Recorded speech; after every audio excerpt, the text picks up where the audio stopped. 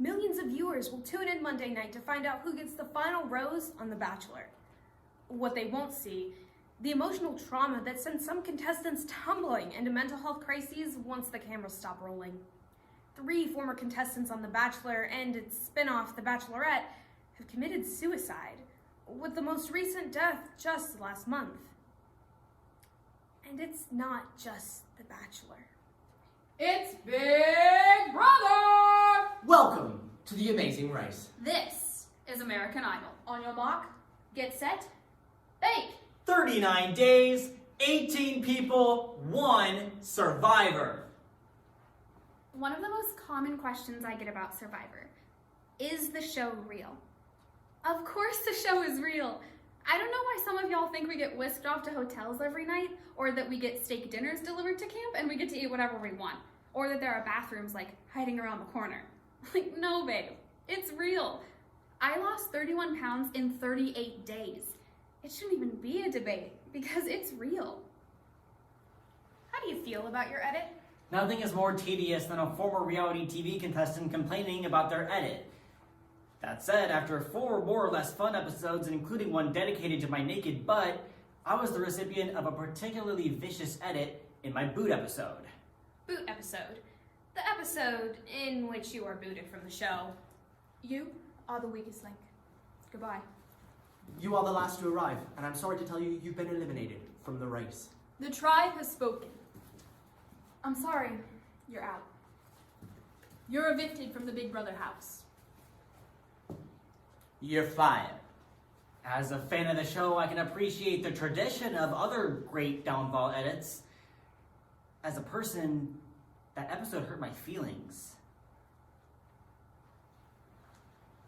So I have a secret that I have been dying to share.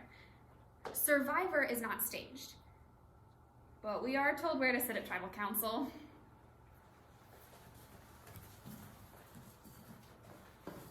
So at the last tribal council, Sandra is voted out, and Varner, you seem to think that you'd be next. It's logical, wouldn't you say? I'm on the bottom. I'm next. I try my best not to be next, but it doesn't look like it worked. Sarah, that got a reaction from you. Yeah, when somebody's that certain, a little feeling of unease just creeps over me. Like, I'm just trying to prepare myself to be shocked tonight. I've been talking with people for the last 2.5 days. I'm pretty sure I knew where people stood. There's deception here. Deception on levels, Jeff, that these guys don't even know. There's more. Continue. Why haven't you told anyone you're transgender?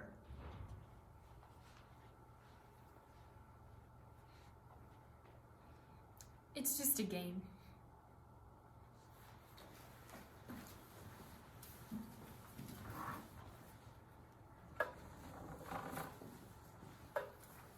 I have just spent the past 5 hours reading a fraction of the 949 tweets, 549 emails, and 1,752 Facebook messages that have been posted in the 300 minutes since MasterChef finished airing on the East Coast.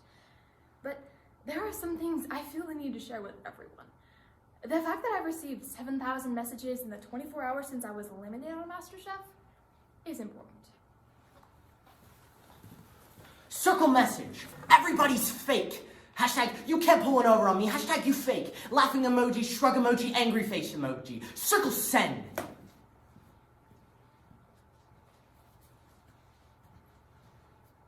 The first known reality TV show, Candid Camera, aired in 1948.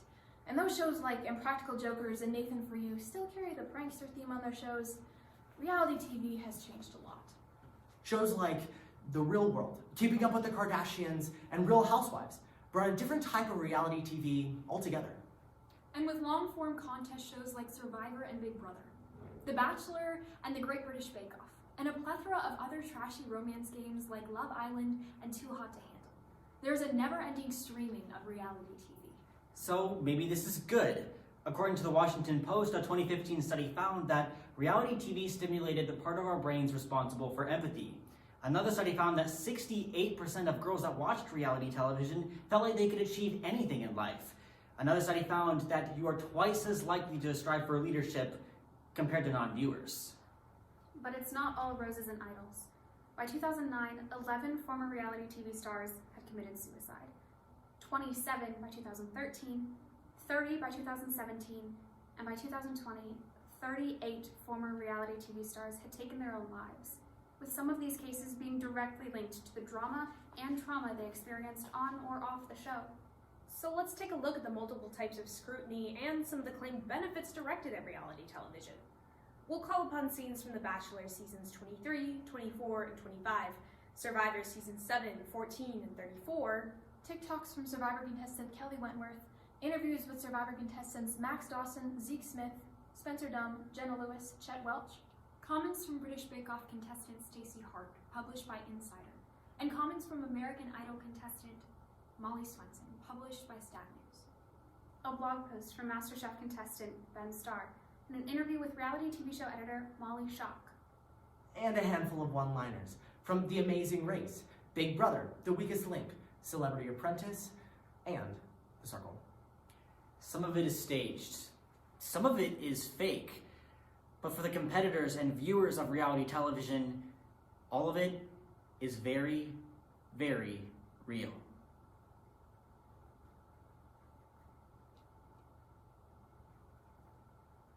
True, there's no script, but we have writers who can craft plot lines. The editors have got to have such amazing control over the product, twisting and tweaking footage to create conflict and shape a story. We oftentimes take different clips and edit them together to sound like one conversation. We can even create complete sentences from scratch. It's so common that we have a name for it. Frankenbiting. As an artist, as an editor, you kind of can start pushing the boundaries of like, okay, how can I tell this story in a more interesting way?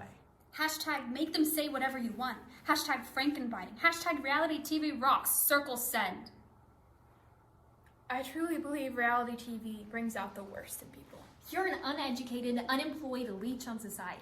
And the only thing I would vote to give you is a handful of antidepressants so no one has to be subjected to your constant crying anymore.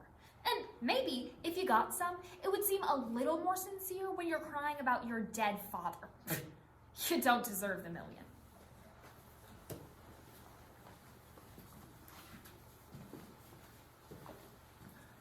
Why haven't you told anyone you're transgender? But Varner, that's That's personal. so bad. I'm not using it as anything negative. You just said No. it's nothing That was to for do him with to it. decide. I'm not knocking him. Outing somebody is not. I am not outing anyone. Nobody has the right to out anybody. I agree with Ty. That was for him to decide when he was comfortable discussing You it. should be ashamed of yourself for what you're willing to do to get yourself further in a game for $1 million. It's like you're playing with people's lives at this point.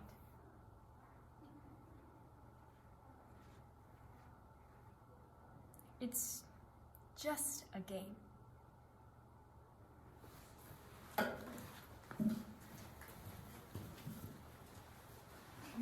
I am so excited to hear how your champagne goes. I know. Wait, what is it? She got a bottle of champagne on her birthday. It's been on my counter for over a year, so I was like, why not just pop it now? Yeah, I'm really happy for you. I'm so excited to share a bottle of champagne with him that I've been saving for a really special moment. Like, I wanted to open it up the first night, but unfortunately that just didn't happen. So I'm really excited for tonight. I mean, I'm a hopeless romantic. Like, I love, and to me this bottle represents like what I want, like in my heart. I want to have a husband, I want a family, and so I'm giddy. I am so excited for tonight. It's really cute.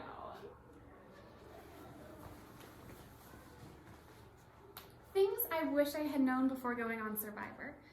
I wish I had known that they have a full-on wardrobe department and that I would be submitting clothes for me to be chosen to wear on the show. I wish I had known that if I had submitted the jean shorts, they would of course pick the jean shorts because I was labeled the farmer's daughter, and farmers only wear jean shorts. I wish I had known that once the jean shorts were chosen for me, I would have to wear the jean shorts in any returning seasons so that people would recognize me. How do you feel about your edit? My edit on the show sucked.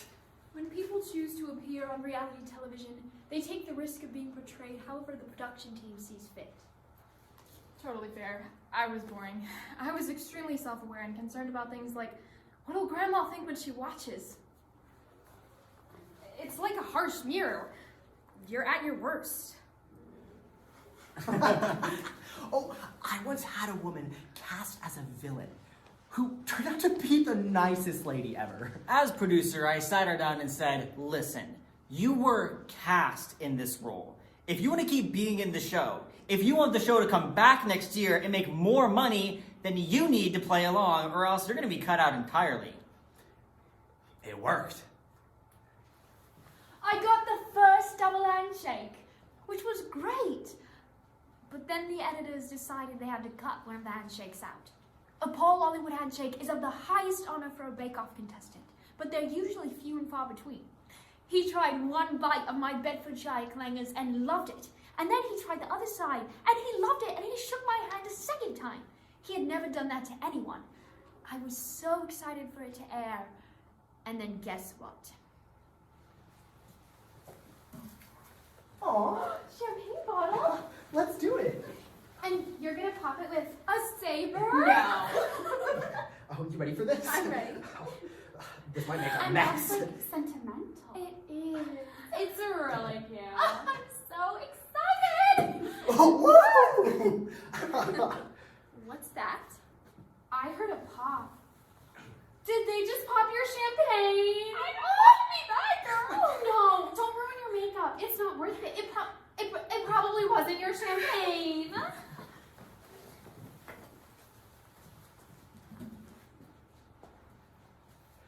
Did you ever wonder what the Survivor camera crew looks like?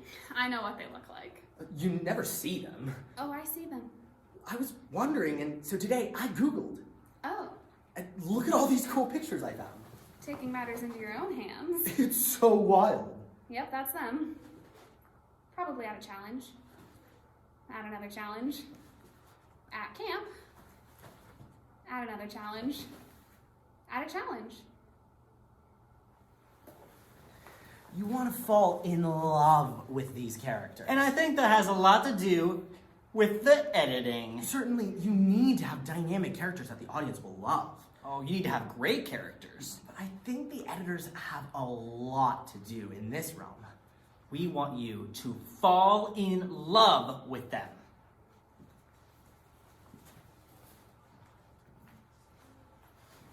Excuse me? I have something to say. It's not okay what you did there. I mean, I set this up. I brought this bottle from Des Moines. Don't try to play dumb. I didn't know. You knew. Tammy just went over here and told me. No. I had no idea. I would have never. I had no idea. That's it. I'm over it. I really had I'm no over idea. it. I'm really upset. I did not steal your champagne.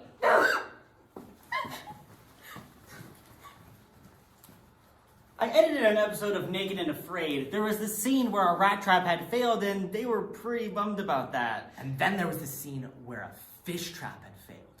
And the look of defeat on that woman's face was so powerful. I definitely wanted to use that footage, but I had already built this whole thing about the rat trap, and we didn't really have time for the fish trap. So what I did is I had to make it look like once they realized that the rat trap didn't work, Cut ahead 3 days, and we were able to make it look like her emotional breakdown was because of this event and not the other. So I'm still telling the emotional truth of the story, just not in the real way that it happened. Kind of like editing a reader's theater.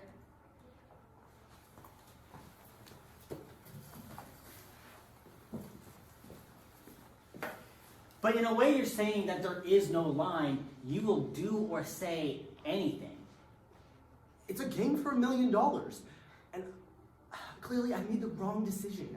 I didn't know exactly what I was doing. I thought he was out and loud and proud about it. And I didn't think this would be the reaction I would get. But if you thought he was out and proud and loud about it, then why did you make it a point that everyone would have to know?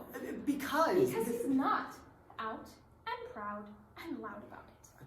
I get that now, you guys. I'm gonna beat myself up about it later. Varner, is it starting to set in the gravity that you didn't just tell 6 people, you told millions of people?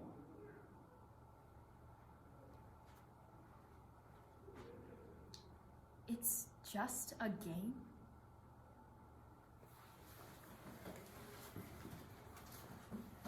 Okay. So then I'll throw a track of music down. There he is. Oh, it does evoke some kind of response in me. Wait, is that something sparkly being carried in? Well, that's a bit dramatic. She had a tiara on, friend. Oh, she's definitely sparkle. Is this like Cinderella vibes? That's too sappy. Whoa! Thank you so much. Hello. Whoa! Good. Too driving. So, I'm Victoria, like the queen. Let's throw something else in. I'm looking for a king with a good heart. So, without fear, Queen Victoria. So, I know, she's so confident and fun, and I just want to like put my best foot forward. Good. I'm good, but you know, I'm the queen of this kingdom.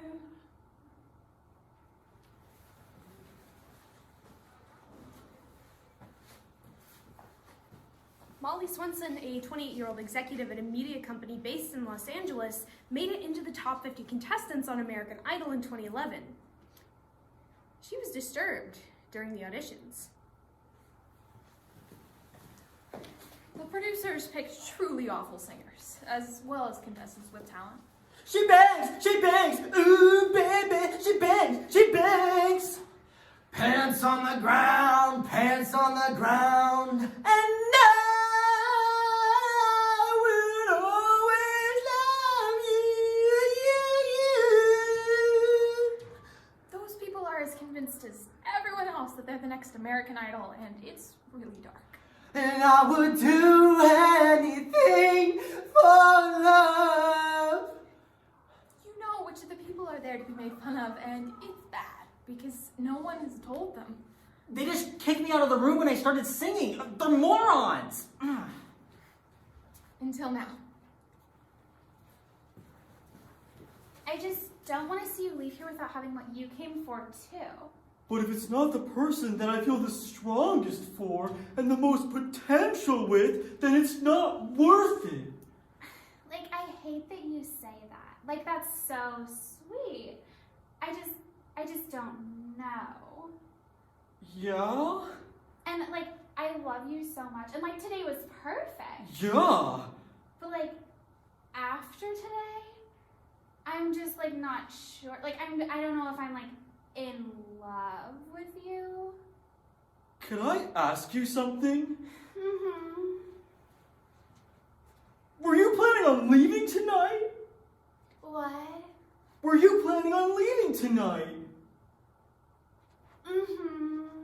But not because I don't care about you so much. Like, so much. I'm just not sure if I can get there.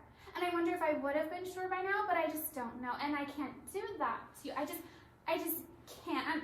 I'm so sorry. I just wish that I knew. I want to be with you. After all this is over, I want to be with you. I love you. I'm not sure. I'm just gonna go, okay? Don't be mad. I'm not mad. If you could make any change to reality TV, what would it be? Aftercare. Offer something in the way of aftercare. Before the game, the shows need more rigorous screening standards for cast members. Casting has a responsibility to eliminate candidates who are emotionally unstable, who are unfit or antisocial or violent in their behavior. Or maybe it's designed to fail for maximum entertainment value.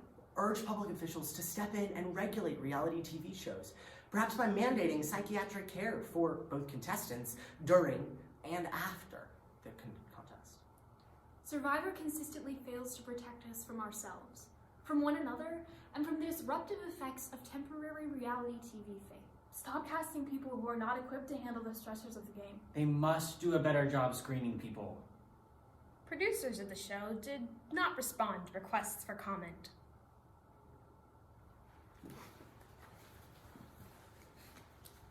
It's just a game. I truly believe reality TV brings out the worst in people. It's just a game. Something we probably probably all said 1,000 times when we were out there. And I'm sure it was an excuse to help wash away the guilt as you played the game the way you played it. But you know what? That phrase, "it's just a game," it's a big lie. It's not just a game.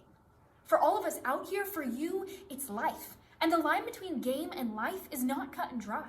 Life blurs into the game constantly. And this game exposes who we are as people, to the core. It's like truth serum.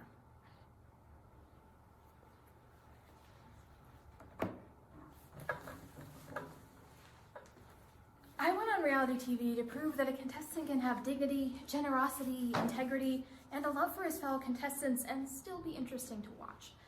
And the fact that I've had such an overwhelming response from the MasterChef audience proves exactly that. Over the past 2 months, I've received emails from homeless people, from teenage girls suffering from eating disorders, from rape victims, from people with terminal cancer. And in the past 2 months, I've received emails from teenagers who, in a suicidal moment, found inspiration from a moment on MasterChef, and from 11-year-olds practicing molecular gastronomy for their science projects, and from kids who want to grow up to elevate dignity in developing countries by elevating the level of food that is provided by humanitarian efforts, and from single moms who have been feeding their kids fast food every night of the week, who have been inspired by MasterChef to get into the kitchen instead and make them something with their own 2 hands. And this doesn't even scratch the surface. I'm from the Midwest. I come from a very conservative background, so it's not really diverse when it comes to things like gay and lesbian and transgender and things like that. So I'm not exposed to it as much as some of these people are. But the fact that I could love this guy so much and it doesn't change anything for me, that makes me realize that I have grown as a person. Of course, we all want $1 million, but the metamorphosis that I have gone through that I didn't realize until now is invaluable. If there's one thing that I've learned in this game, it's that perception is not reality. Reality is reality.